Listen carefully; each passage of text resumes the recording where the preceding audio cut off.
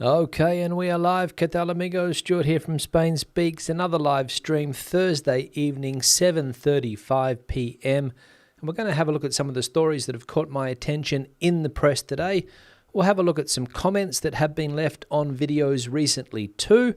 And then in the second half of the video, we'll go into the chat section and see what's bubbling away there. So if you're in the chat section watching the video today, say hi. Now, before I begin, I'll put the like icon on the screen. If you haven't hit it yet, please do so. Just below the video, you'll find it. Whether you are on Facebook or YouTube, below the video is where that like button is, so hit it, please. Now, the first piece of news today related to the upcoming elections and the fact that the left side of politics, the left side of politics, are having a bit of a problem getting together. The idea was to join these political groups together, but it's not proving to be easy. And as we can see here, the negotiations between the new Sumar party and Podemos are complicated in the final stretch by the veto of Montero, the equality minister at the top of the list. Negotiations between the parties to the left of the PSOE to agree on a joint candidacy for the next general elections are getting more complicated in their final stretch. On Thursday, sources close to Podemos informed TVE that Sumar has vetoed the Minister for Equality and leader of the Purple Party, Irene Montero. Yolanda Diaz's platform refuses to allow Montero to compete in the starting positions of the electoral lists, which would allow her to obtain representation, according to these sources. Regarding these accusations, Sumar reaffirms that the words of its spokesperson on Wednesday, who denied having raised any veto in these talks. So basically what's going on here, and if you're not familiar with the way politics works in this country, political parties put out a list with people's names on it, and that's the official list that people vote for. There's no electoral representation here. It's not like in Australia or in the UK where you have a local member of parliament in your area, the person that you vote for. That doesn't happen here. Political parties, as I said, put out a list. Anybody can be on this list. They don't have to be a prominent politician or anybody that you have heard of before. They just appear on this list, and if they're at the top of the list and the political party gets votes and seats in the parliament, then the people at the top of the list get the prime positions. For example, Pedro Sanchez would be number one on the PSOE list, and then it would go down, and if that party is re-elected, then the people at the top of the list normally get the prime positions in the government. And what Sumar doesn't want here, apparently, is they don't want Irene Montero on that list at all, and if she is on the list, not in one of the top positions, so that she doesn't occupy a position in government if that party is elected to a government position come July. So that's where the debate lies. And I think the problem is that she's married to a controversial character, Pablo Iglesias. That shouldn't have anything to do with it, but people are saying that her time as the equality minister in this country has been a bit of a failure, some failed changes to laws, and that's what's holding her back at the moment. I think those stuff-ups with policy. Second piece of news, and it is that the postal service Correo is to hire 10,000 people to guarantee postal voting in the 23rd of July general elections. Correos is finalising with the unions an unprecedented recruitment drive ahead of the 23rd of July elections. Both parties have agreed to put on 10,000 workers to guarantee the postal vote. A large number of applications are expected, given that the general elections will be held in the middle of the summer season. The public company had offered to increase the number of reinforcement posts by 5,000, but the unions consider this to be far below the needs and have asked for a doubling of the number of contracts. The company has accepted, and according to sources in the organisation, it will be made official on Friday the 9th of June, the deadline by which Correos civil servants have to request their holidays. So there we go, 10,000 posties to be put on. to handle the postal vote, which people are expecting to be huge considering the date of this election, the 23rd of July, when a lot of people are away on holidays, and it's also a long weekend. So either you don't vote or you send in a postal vote if you are away at that time. And Correos, of course, reinforcing its staff numbers there by 10,000. So not sure what's going to happen after the elections, whether it's going to be temporary contracts. I presume that's going to be the case, because if the company swells by 10,000, it's going to have a lot of workers there. But it is the biggest public company in Spain currently, Correos, and going to be even more so come the 23rd of July.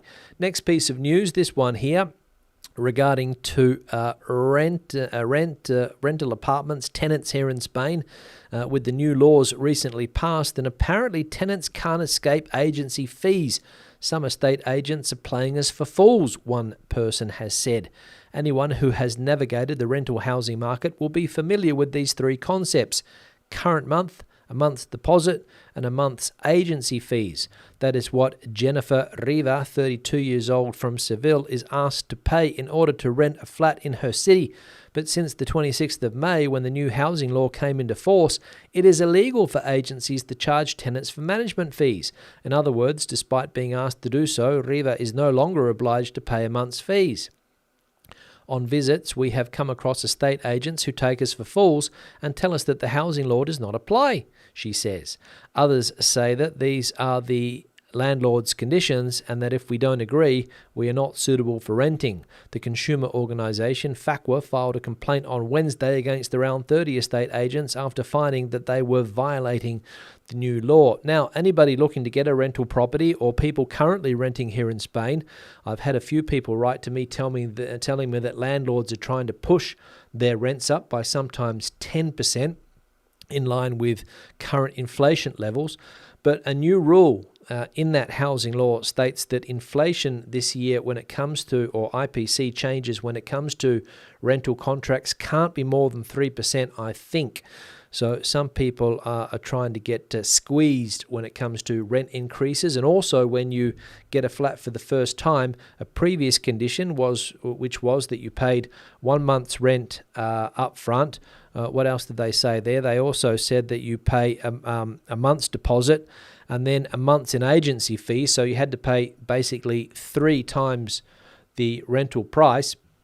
And that monthly agency fee has been scrapped. It is illegal, but of course people being cheeky as they are, not wanting to miss out on that extra money, are still enforcing that rule in some places. So be careful with dodgy landlords, dodgy estate agents that are trying to fleece people with this rental commission, which, as I said, is illegal. It has to be paid by the landlord, and landlords also a little bit cheeky there, as I mentioned, trying to push people's rent up too high, and also still trying to push that cost onto the tenant rather than the landlord. So watch out.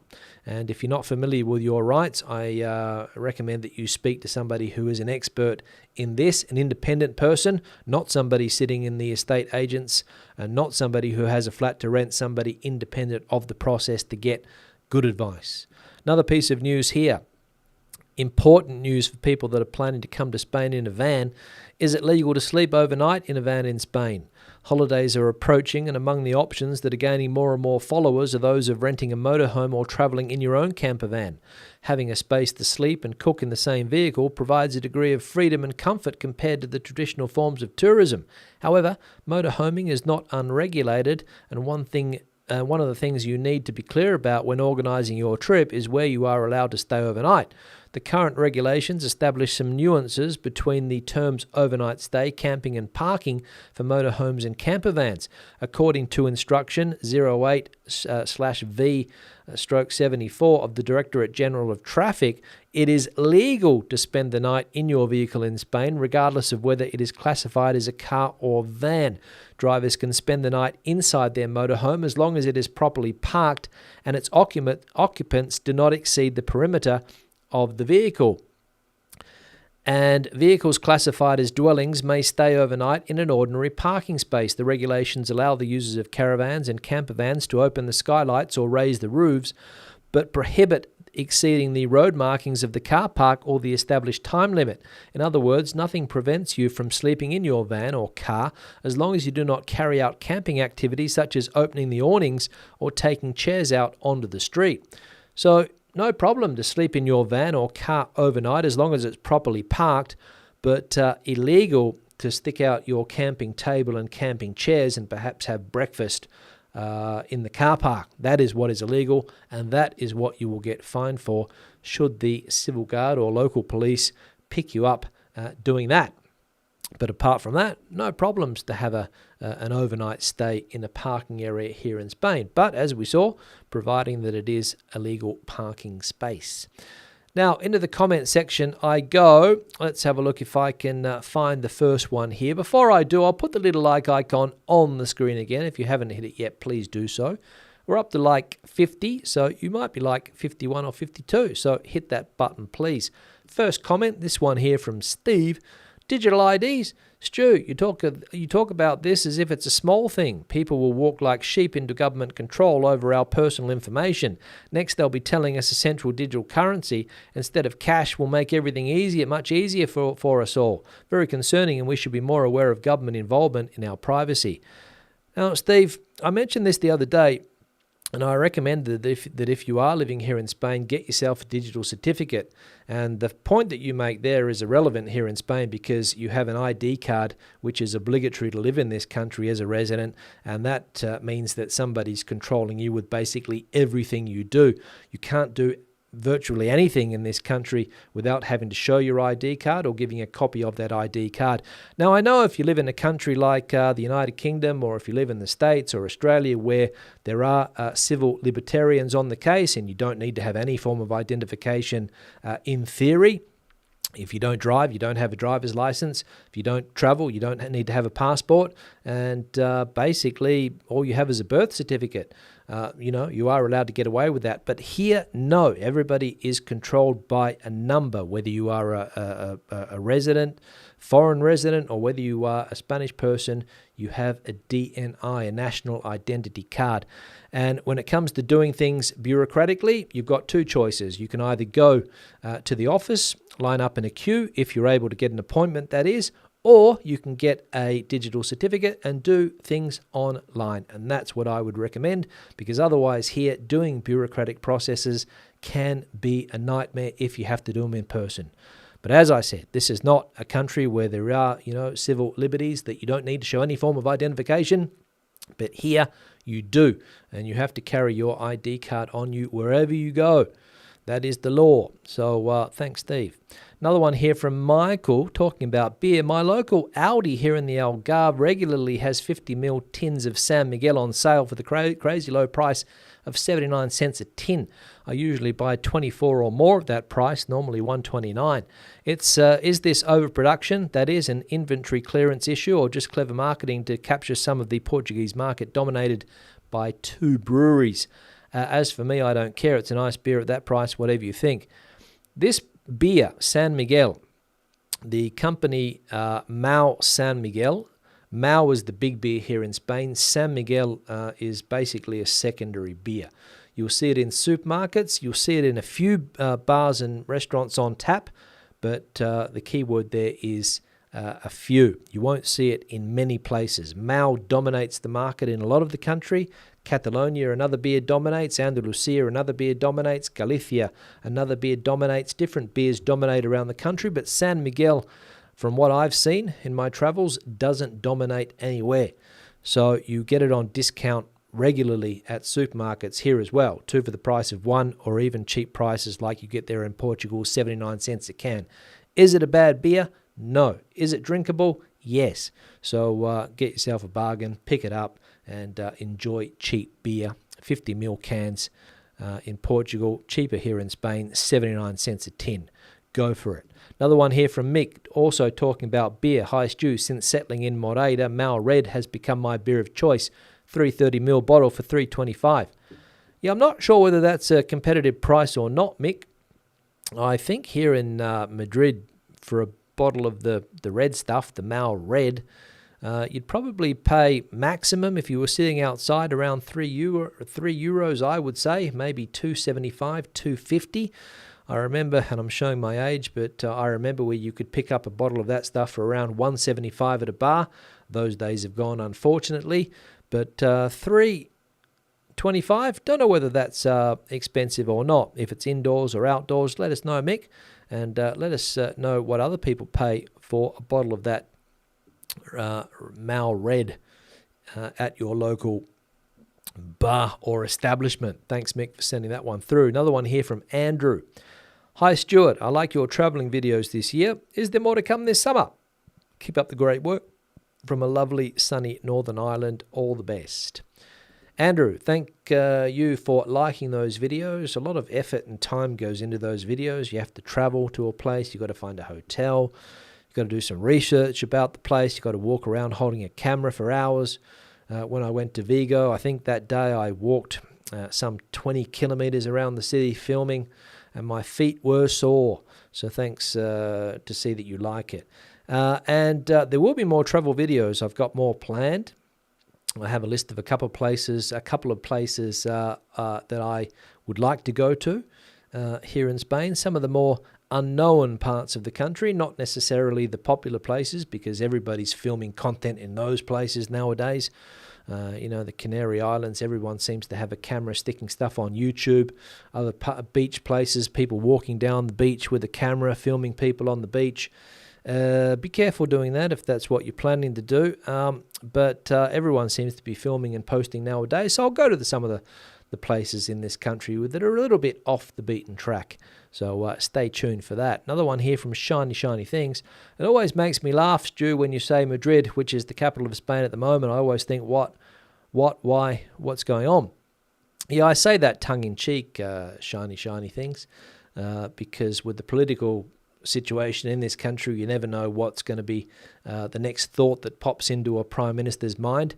Pretty sure that if the right side of politics is governing, there will be no changes. In fact, they would like to break down the autonomous community system and go back to a central government, so Madrid would be stronger than ever. But with the current government that we have, and if they are re-elected, would it be on the cards? You never know. They're always threatening to take the power away from Ms. Ayuso, who is the dominant leader in this country and enemy number one of the Prime Minister, Pedro Sanchez. So they threatened last year to take government buildings away from Madrid, put them in some of the more rural parts of the country to stimulate the economy there. So maybe moving one of the ministries or one of the departments to a smaller part. So you never know what could happen if the current government stays in power. But I do say that tongue-in-cheek. Another comment here from Kathy. What about the poor hunting dogs and farm animals? This law does not cover these animals. Yeah, Kathy, interesting point that you've highlighted there. And we spoke about this new animal law and the effect that it's had on domestic animals, and it has changed the way domestic animals are treated here in Spain. They have they're classified differently. They have a lot more rights, domestic animals nowadays, especially dogs, and a lot of public areas are more open to dogs now, that people can go with their dogs provided they are well behaved and are not biting people and things like that. You have a lot more places to visit with a dog. Hunting dogs were, as you point out there, left off the new animal law because of the government couldn't agree. The Podemos side of politics wanted to include hunting dogs, but the PSOE didn't, because they were obviously pressured by the hunting dog lobby, which apparently is quite strong, and they said that you can't classify domestic dogs in the same way as hunting dogs. That was the argument that they put forward. My dog here can't be left alone for a certain period of time. I think 24 hours is the maximum. Not that I would ever leave my dog alone for 24 hours, but hunting dogs and farm animals apparently don't have those rules apply to them. So they can be left, tied up with a bowl of food for days on end, apparently, and they don't come under this new law. So yeah, it's a shame, but the lobbies were at play here. Another one here from Chrissy, final one. After heavy rain now at 7 p.m, it's blue skies and sun. Thanks, Chrissy. Regular viewer is Chrissy, telling us about the weather there in Granada. I've heard that it's been a bit wet recently in many parts of the country, here also. I thought it was going to clear up, but I checked the weather forecast for next week and rain continues, at least for the first couple of days. We've had constant rain yesterday and parts of today, which is unusual for this time of the year because normally it's just storms. But this storm Oscar has left its effect on the country. Some of the Canary Islands were heavily affected by this storm, and some parts of Spain as well, primarily the central southern part of the country, I believe. So thanks, Chrissy. But the sun is out down there now in Granada, and it's only a question of time. The Spanish expression goes something like hasta el 40 de mayo, so 10 days into June. It's currently the 8th of June, so a couple of more days to go until the good weather is almost guaranteed. But somebody told me today that meteorologists are forecasting a wet summer. So take of that what you will. Now, into the comment section I'm going to go now. I'm going to change the backdrop. This one was sent in by Fred, who travelled to the capital of Extremadura, Mérida, and an aqueducto. Here is what we have, a Roman ruins, and of course Mérida in Spain is one of the cities where you will see the most Roman ruins, and this is no exception here, the aqueduct there in Mérida. There's also a nice aqueduct in Segovia, if you want to see one that is a little bit better preserved than this one, I think, but again, the Roman ruins. So thanks, Fred, for sending that one in. And if you've got a similar picture that you would like to see on the backdrop, this is the address here, spainspeaks@gmail.com. Feel free to send it through, or any other query or piece of news that you want me to have a look at, send it through to that address. Now, let me go into, I'll just scratch my nose, let me go into the chat section here. I'll just scroll up to the top and see what's going on. Let me have a look. First one that I can see, Barbara, Playa Flamenca. The weather has been a bit mixed today after a wet Wednesday. Yeah, a little bit mixed, Barbara, but the temperature's good. That's what I will say. I don't mind a bit of rain and a bit of cloudy weather if the temperature's good. If it's cold, that's another story. But around 26 degrees, which is pleasant. Pauline also coming in from a warm Rojales down there in the Valencian community. Andrew coming in from southeast London, sunny but windy. Yeah, I've heard that it's sunny. Well, I've actually seen that it's sunny in that part of the world today. There's another comment here from Miguel, which is hi from a sunny Derbyshire. 1 month, no rain. So no rain there for 1 month. And I'll be honest, I hope the UK stays dry for at least another month, because there's a very important cricket tournament coming up and we want good weather for that. And we see at the moment with another important cricket game happening that we don't want that one to be washed out. So let's hope that the good weather continues for the cricket, because we've got a good chance if the weather's good. What else we got going on here? Philip coming in as well, coming in from Malaga City, La Trinidad. Just must be a barrio there. I've missed the past few live streams as I had visitors. Supposed to have been very wet today, but just a few light showers so far. Thanks, Philip, for that, giving us an update on what it's like down there in Malaga. Sani coming in as well, hoping everyone is well. Hello, Sani. Hope you're well too. We saw that one from Miguel. Andrew says it's chucking down in Amarinha. So wet there. Erica coming in from Terrassa, very muggy, hoping everyone is well. Yeah, muggy here too, Erica, muggy as well. James and Kathy coming in from Worcester in the UK, home of the famous Worcestershire sauce. Looking forward to returning to Cabo Roig next week and bringing the sunshine with us to Spain. Absolutely, but I reckon it'll be sunny here shortly. Mugger coming in from El Campello, down there in the Valencian community also. Jen's in Valencia as well. Good to see you, Jen, here. I've got some of your photos, which will be on the backdrop soon. Gigi, who's currently in Madrid with no luggage, at the airport trying to get reunited with the backpack. By the way, greetings to all. Thanks, Gigi. Hope you are enjoying Madrid, even though I'm sure that you would like to be on the Camino de Santiago currently and not stuck in the big urban city that is Madrid. Jonathan coming in from Valencia too. Lots of Valencian viewers today. Jose Antonio coming in from the Royal City, pouring with rain there today. Got a leak there in the roof, maybe, I don't know. John coming in from San Diego, California. A train in a garage in Spain. Buenas tardes. Checking in from Arboleas in Almeria. Gary. Hello, Gary. Hope you are well. Remy with a Y coming in too from Sant Feliu there in Catalonia.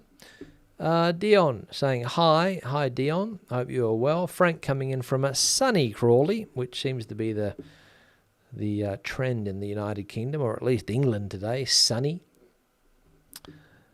The live is dead, apparently. Not sure what's going on there. The live is dead. Don't know what that means. Just let me check. No, my live seems to be going still, so not sure what the story is there. Jose Antonio, let us know if you can specify further.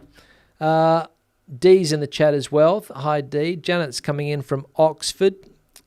Thanks, Janet, for that. Ronnie coming in from Benihoffard. Hello, Ronnie.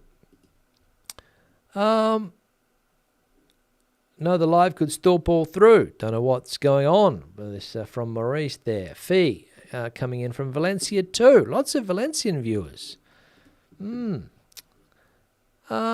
D saying that the real estate agency in Oliva no longer requires the agency fees. Well, obviously they're above board, D, unlike some of these other dodgy operators down there in Seville, which were pointed out in that article, still trying to get away with the agency fees on people that maybe are not up to speed on the new law. Don't know. Ricardo coming in as well. We love Spain. I think the content is excellent. Looking forward to visiting soon. Good luck with the trip. Hope all goes well. Jeannie coming in from San Fernando Valley in California. We have a San Fernando just down the road from where I am. San Fernando de Henares. Good to see you, Jeannie. Great show, says Ian. Thank you very much, Ian, for that. I hope you are well. Ed coming in from Barcelona. A warm 24 degrees there today. Hello, Ed. Amanda's in the chat as well. Dave coming in as well. Looking forward to the 90-day Schengen allowance in Barcelona from next weekend. Hope you all goes well with that trip, Dave. Jonathan asking whether it's raining anywhere. Well, it was raining here today. In the morning it was quite wet. Little shower in the afternoon, but apart from that it was okay. Ian's coming in from the UK too. Hello, Ian. Let's have a look. Ian coming in from a warm and sunny Can't Pick a Fort. Really enjoying it. Thank you very much, Ian, for that. Let's have a look. What else we've got going on here? Oscar didn't get to Barcelona. Storm Oscar. We haven't seen rain for a few weeks now. Thanks, Ed, for that. Janet, in the UK, you have a national insurance number. If you work in a national health service number, you can't live without, you can't work without an NI and a track with that. Yeah, but if you don't work, that's my point that I had before. You know, somebody who has never travelled, never driven, never worked, that's the difference. Whereas here, everything is controlled with that number, which you know automatically. I mean, my NIE number, I just rattle it out because it's always being asked for. Always being asked for. X, blah, blah, blah, blah, blah, blah. Always being asked for. Not a day goes by when somebody doesn't ask me for that number. And every time you join a club, you have to present a photocopy of that. So everything is controlled. Shangan coming in from Ballarat, moving to Shanghai next week. Big move from Ballarat. That's a bit closer to Spain. Yep, that's true. But I reckon Ballarat would be closer to Spain in many other ways than Shanghai. That would be my prediction. Digital certificates are useful, especially if you need to make a doctor's appointment. Yeah, to make a lot of appointments, they are necessary. Absolutely, that's my point. So if you're going to be living here, why are you going to be spending days queuing up when you can get appointments online with the digital certificate. Miguel remembers a beer for 100 pesetas. Yeah, I remember that too, but that's, it just shows how old I am. Panama Hat, thanks for covering the rental fees issue. I've noticed some agents now changing the wording for their fee to 1 month deposit, 6 months in advance, and 1 month to the real estate management. Yeah, they'll do anything to try to hold on to it because it's, I imagine a lot of their income was coming from this fee. I mean, if you got a month's rent as fee, so as we saw before, you've got to pay a month in advance, you've got to put a month's deposit down, and you've got to pay a month to the agency fee. So if you've got a 1,000 euros in a month apartment, that's $3,000 out of your pocket before you even move in. Dodgy characters in that sector, be careful. Sun is always good, says D. Well, let's see what else is going on here. Rum and Coke for 100 pesetas in a Pakistani bar in the Gothic Quarter in Barcelona in the 1990s. Miguel, remembering the days where 100 pesetas could get you a lot. But the euro killed all that. What else we got going on here? Let's have a look. Yusuf, it's pretty annoying with all those influencers thinking they own the place because they're live streaming or recording a video. The entitlement is strong with those people. Yeah, a lot of influencers walking around exactly. I'm not really sure what an influencer is. Is it somebody who just lives off the advertising revenue that they get paid? I got no idea whether they're advertising a product. I get lots of people asking me to talk about products on this channel, but I don't normally do it. I only have done 3 or 4 different companies. One was a language learning app, VPN, and another place which was like a learning platform. And if I showed you some of the offers that also the headphones, the translation headphones, but I just don't really like doing it, to be honest. D still has trouble renting in Spain with the dog despite the new law. Yeah, those things will change as time goes by, D, when people become more friendly in this regard. So when people start seeing more dogs around the place and in places that they never used to see them, I'm sure they will start changing their mind. What have we got going on here? Let's have a look here. Andrew coming in, replying to Miguel. There's a lot of conversation going on. Ian enjoys the videos. I don't know whether we saw that before. Thanks, Ian, for that. Temperature in London are high, and we've received a weather warning that's going to get hotter over the next couple of days. Like I said, Maureen, let's hope it continues that way because an important cricket tournament coming up. We want good weather for that. Absolutely, Miguel, that's what it is. It's called the Ashes. And if the weather's good, that's what we want. I'm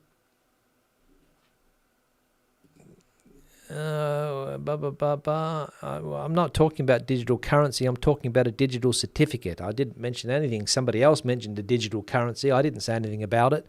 So let's just not go off on a rant in the chat section, okay? I didn't mention digital currency. Somebody else did. So if you want to go down that line, go for it. But let's not clog up the chat section with that stuff. Andrew Measures coming in here now. How much does it cost to go to the cinema? Not sure. Long time since I've been to the cinema, Andrew, to be honest. But I reckon it would be around 8, 9, maybe 10 euros, perhaps more. Taraz has had nieces in the comment section recently and had a great time meeting up with the Prima. Thanks very much for that, Taraz. Family reunion. Alan coming in from southeast London, waiting for the storm this weekend. Well, hopefully it doesn't stay long. Villa de Arroyo in the Miel, Arroyo de Miel in Malaga. Rain there today. Yep, I think it's been wet in that part of the world, as we saw before. Bob, campervan parking. Try the La Xenia shopping centre just south of Torrevieja. Some weeks the only thing missing is the campsite shop. Yeah, I have noticed that in various car parks around the country, especially in some of those coastal areas. The amount of camper vans parked there in Tenerife the Tenerife at the Playa de las Americas. Unbelievable the amount of vans in one in one car park on the beach. Let's have a look here. What else we got going on here? Coming to the end of the chat, so we'll start to wrap it up soon. Oroppressa a bit muggy there in Castellón, according to Aisling. I think that's how you pronounce that name. Sorry if I got it wrong. Yeah, muggy is the key, absolutely. What else we got going on here? Sunny Cheshire watching today. Vic. Hello, Vic. Hope all is well. Angela and John coming in from Menorca. Regular viewers are they both. Cheryl coming in from Newport, South Wales. The weather is fantastic. Thank you very much. Yeah, we have has been good weather. Manuel coming in from Valencia. Do you know why there are such harsh rules against country homesteads in Spain? I bought a ruin a long time ago and they're really pushing back to help me fix it up. Don't know what the reason for that would be. There must be some housing laws or planning regulations that are difficult to get over. I reckon that's what it would be, but not sure because I haven't gone down that path. Edward coming in from Oklahoma there in the States. Hello, Edward. Hope you are well. Clave PIN, is that a digital certificate? I'm not sure if it's exactly the same thing, but I think it's one of the options when you go onto those sites. You've got Clave PIN or a digital certificate. Maybe they're the same, I don't know. But digital certificate, what I've had always is it's something that's inside the computer, and whenever you go to one of these sites, it reads it and it gives you access to these places. And a Clave PIN, I think, is with the new electronic DNI that only Spanish people can get. They can get an electronic DNI ID card, and I think that's the Clave PIN, but I could be mistaken. Let's have a look here. Andrew says that he spent 5 years fighting planning laws back in the 80s, never did get permission to restore the old building, which was originally a beautiful old farmhouse. Such a shame. Yep, unfortunately that's it. What I've noticed a lot of people doing, don't know whether it still happens, but back in the day, a lot of people just went ahead and did things and then got the permissions afterwards. Don't know whether that still happens, but I've seen it happen. $10 super, or £10 super chat from Alan. Thank you very much, Alan. Greatly appreciated your support. And while I'm on that topic, I'll just put the little support icon there to say thanks to people that have either bought me a coffee or, like Alan, with a super chat or super thanks, or patrons on Patreon. Thank you very much for that support. It comes in handy. Absolutely. And Kirk coming in from an 85-degree Fahrenheit and sunny Florida, there on the south of the United States. Alan pointing out that just got to hit the 100 likes. There we go, Alan. We're up to 111 now, which is not a bad tally because I'm going to cut the video short. Thank you very much for watching today. Thank you very much for participating in the chat. Thank you very much for all of the comments and chat that was going on there. I'll be back again on Saturday with the next live stream. Normally Sundays. I'm changing it to Saturday this week because of a change in my schedule. So if you are around on Saturday evening around 7:30 p.m., tune in and we'll have a chat like we normally do. And that's it. Yeah, no more chat in the chat section. So thanks for watching. Thanks for participating in that chat. As I said, hasta luego, hasta entonces, adiós, and buenas noches.